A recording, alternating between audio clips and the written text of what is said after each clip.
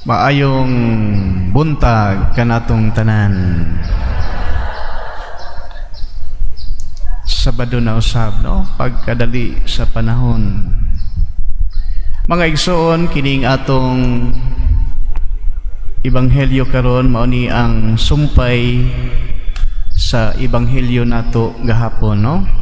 Nga diin ang makadagkuan sa mga Hudiyo nagpadala og mga sundalo aron pagdakop kang Hesus.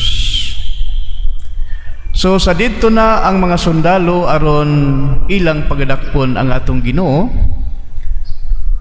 Kining mga sundalo nalibog kung kinsa gayud si Hesus, ug kung ila ba kining dakpon o dili. Kay ang ubang mga tao miingon man siya nga mao ang Mesiyas, ug ang uban sa maingon nga siya mao ang propeta nga ilang gipaabot, no? So nining paggiha mga igsoon, nagkabahin-bahin ang mga tao. Mao nga bisan ang mga sundalo nga naminaw kanila og nakapaminaw kang Hesus, naglibog usab, kinsa ba kining tawhana? Angay ba natong dakpon kining maong tao? So nagduha-duha sila kung ila bang dakpon ang atong Ginoo. Mipauli ang mga sundalo ug wala nila madala ang atong Ginoo. Mao nangay pangutana sila sa mga Pariseo ngano nga wala nila madakop si Hesus. Tungod kay sila usab nalibog, no? Nalibog pagkabati nila kang Hesus, nga matud pa nila wala pay tao nga nakasulti sama kaniya, no? So nalibog sila kung kinsa bagayod kining maong tao.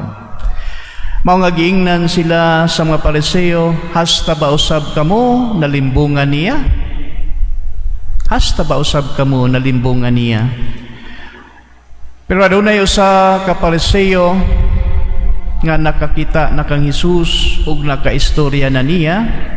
Siya mao si Nicodemos nga mibarog sa iyang kaugalingon dapig kang Hesus nga miingon, sumala sa atong balaod dili kita maghukom sa usa ka tawo samtang di pa nato siya mahusay ug maila kung unsa ang iyang gibuhat. So at least kining maong tao mga igsoon, bisan tuod siya Pariseo, pero matarong ang maong tao ug ang iyang mga aksyon pinasubay gayud sa balaod ug sa katarungan, no? Mga igsoon, ako na malandong kung kita kaha ang atua niadtong kung atua niadtong panahon, asa kaha kita mudapig, no? Ato ba kita mudapig kang Hesus? O ato ba kita mudapig sa mga Pariseo o sa mga kadagkuan sa mga Hudiyo? O bisan niining maong panahon mga igsoon, no? Niining maong panahon karon, asa man kita midapig? Midapig ba kita sa Ginoo? Mga igsoon, sa ebanghelyo ang gibuhat ni Nicodemo nga mibarog og milaban kang Hesus. Kini nagpahinumdom kanato sa atong kaugalingon nga baruganan.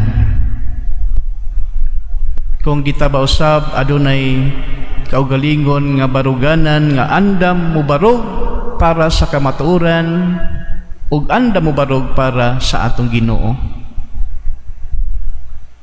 Ug ato kining ma-examine kung ang atong kaugalingon, ang atong mga binuhatan mibarog bagayod para kay Kristo. Diha sa pagtan-aw sa atong mga gipangbuhat ug ipakita nga batasan matag adlaw, kung nahasubay ba kini o wala sa kabubuton sa Ginoo. Kung sa tanaw nato ang atong ipangbuhat pananggitan wala masubay sa kabubuton sa Ginoo. Apan bisan nasayod na kita nga dili kini maayo, pero ato gihapong kining padayon nga gibuhat, nan makaingon kita nga wala kita mubarog dapig kay Kristo, no? Wala kita mubarog dapig sa atong Ginoo. Ug mao kini ang dako nga hagit kanatong mga sumusunod ni Kristo, mga igsoon. Kung matawag bata, no? Kami usab mga pari, kung matawag ba kitang tanan nga tinuod gayud nga mga sumusunod ni Kristo, no? Andam ba kita mubarog para sa kamatuoran o para sa atong Ginoo?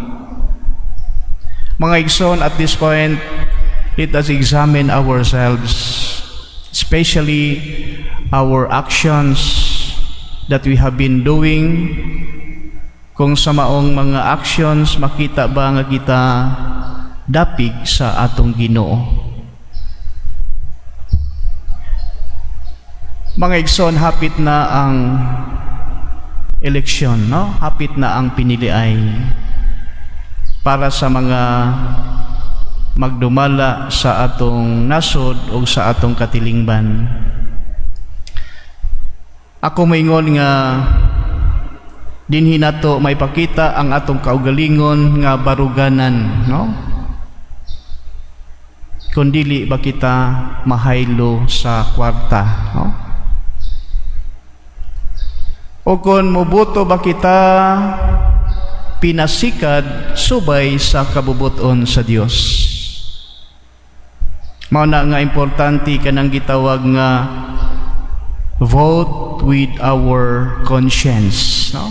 Vote with our conscience and not to vote for the sake of money.